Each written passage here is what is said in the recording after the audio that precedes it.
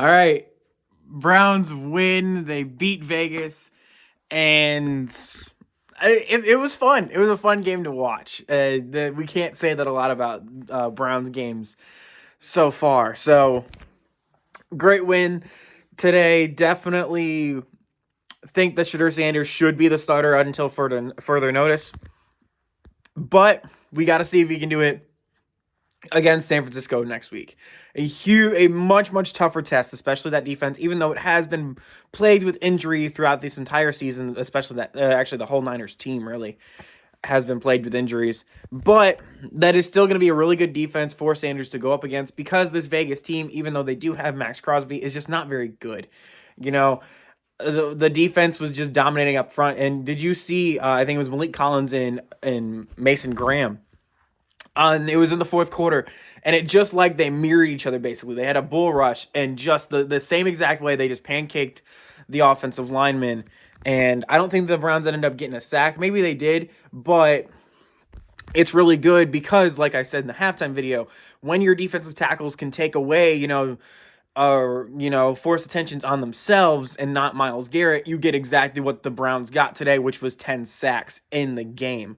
Now, Geno Smith, some of those sacks were on Geno Smith, but some sacks are always going to be on the quarterback. So, you got to take advantage of those.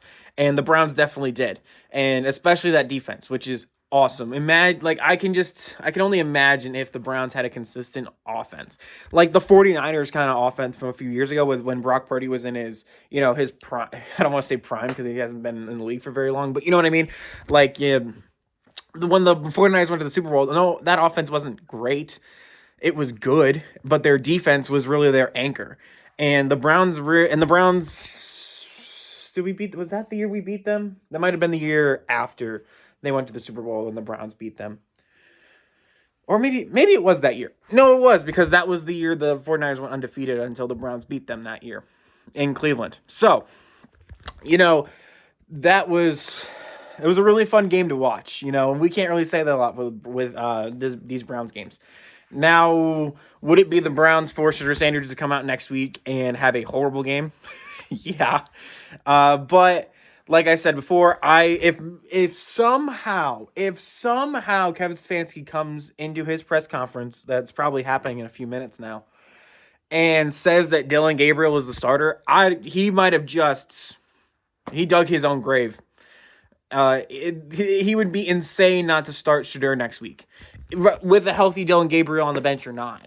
So the Browns just don't have a quarterback that has that much of an upside except Shadur Sanders. So, maybe it was just Vegas is just that bad.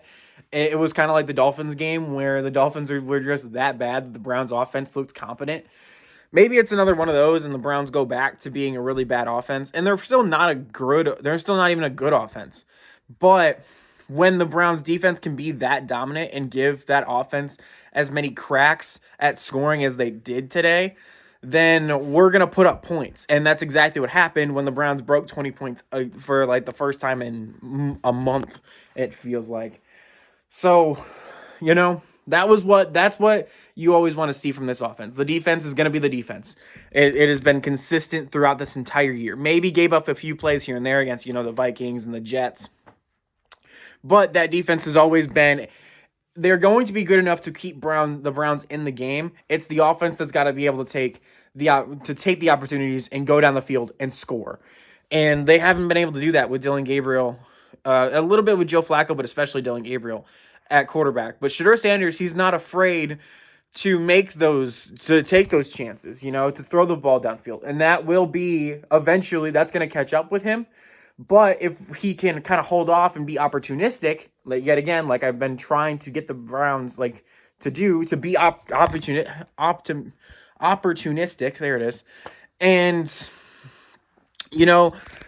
have those plays where you're not forcing it down the field. Like the third and long where the Browns honestly should have called it like a screen pass there, but Sanders throws it in the end zone and it was almost intercepted. And then I think Schmidt did end up making a field goal, but if Shadur Sanders does dump that off, it makes it a little bit easier of a field goal for Schmidt. Now, does it matter at the end because the Raiders dropped the interception? No, but in hindsight, in the film room, they're gonna say, "Hey, should just take the dump off here? We'll get 2 or 3 yards and make this and bring out the field goal. You don't have to take a shot at the end zone." And I know he's probably used to that because Colorado would always be like, "Hey, go make a play, go make a play, go make a play." So, Shadur's is used to being the star of that offense and getting it to Travis Hunter in Colorado, and now in Cleveland, they're just expecting him, hey, you can make those plays, and that's great if you can, but try and be more of a game manager here. This is the NFL now. The talent gap is not as large as it was, playing group of 5 teams like Colorado State when Shedeur Sanders was in college, So, great win for the Browns. Nitpicking here a little bit, but Shedeur Sanders, did he play great today? No. Did he play good? Yes. So, not really a lot to talk about. Myles Garrett, yet again, the best defensive player in the NFL, regardless of position. Might even be the best player in the NFL, regardless of position right now. But that's great. As of the recording here, the Jags and the Cardinals are in overtime, so we'll see what happens there. I can't watch that game right now where I'm at, but I will be keeping a watch on that game because it's in the Browns' best interest for the Jags to lose that game. For the Browns' best interest, it's honestly for the Browns' best interest, the Jags got to lose like all the rest of their games. But that's not going to happen. So the Jags need to lose as many games as possible for the Browns to get a pretty decent pick, because if the Browns do want to trade up for a quarterback, then they can use that draft pick as leverage to get up to like the first pick or the second pick, wherever they want to be able to draft a quarterback if that's what they want to do. I still think the Browns should draft Fernando Mendoza right now. Shedeur Sanders has all the opportunities to prove me wrong and prove that he can be a quarterback of the future for this team. And he said that in his pregame. The sideline reporter, he was like, "I am who this team has been looking for so long," and that's a great attitude to have. That's an attitude that we haven't had since Baker Mayfield. And Baker Mayfield, we all know what that happened, but Deshaun Watson wasn't like that. And Jacoby Brissett was not like that. Jameis Winston was like that, but he wasn't, he wasn't set up to be a franchise guy. He was our backup.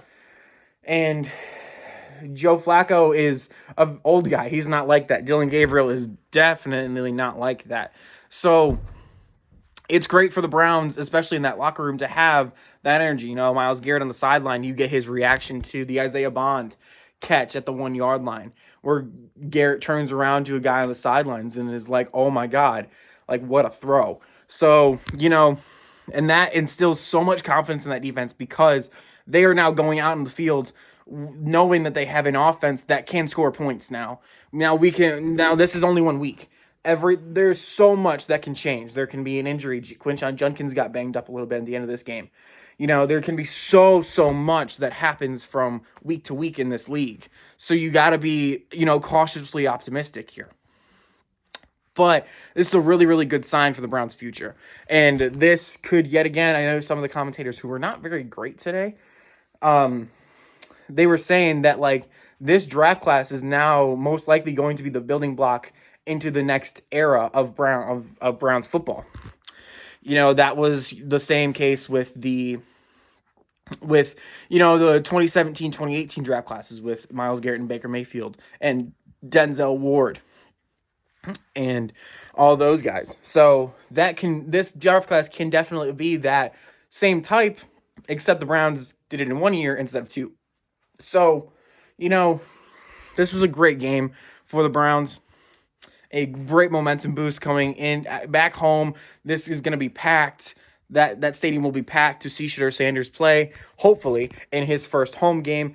Because, yet, like I said, Kevin Stefanski, if he does not name Dylan Gabriel the starter, or does name Dylan Gabriel the starter, there's going to be so many people with a bad reaction to that, and rightfully so, honestly. There's no reason why Shedeur Sanders should not be starting next week against the 49ers. But we will see. It's crazy that this style of video I will be doing is for the Ohio State game against the team up north, it's crazy, but we are here, It is rivalry weekend in college football, my favorite time in college football, apart when Ohio State's in the playoff. But as regular season goes, this is my favorite week in college football. You got all the rivalry trophies, which I love. It's my favorite part of college football is the rivalry trophies. The hatred between teams like, Oregon and Washington and Ohio State, Michigan and Alabama, Auburn, and and I can go on and on, Army, Navy, which is next week. But, you know what I mean? So we'll see what happens then. Next game is Browns and 49ers. I will be back for that. Probably do a halftime and post-game reaction to those as well. But it is officially time, and it is officially hate week. Go Bucks.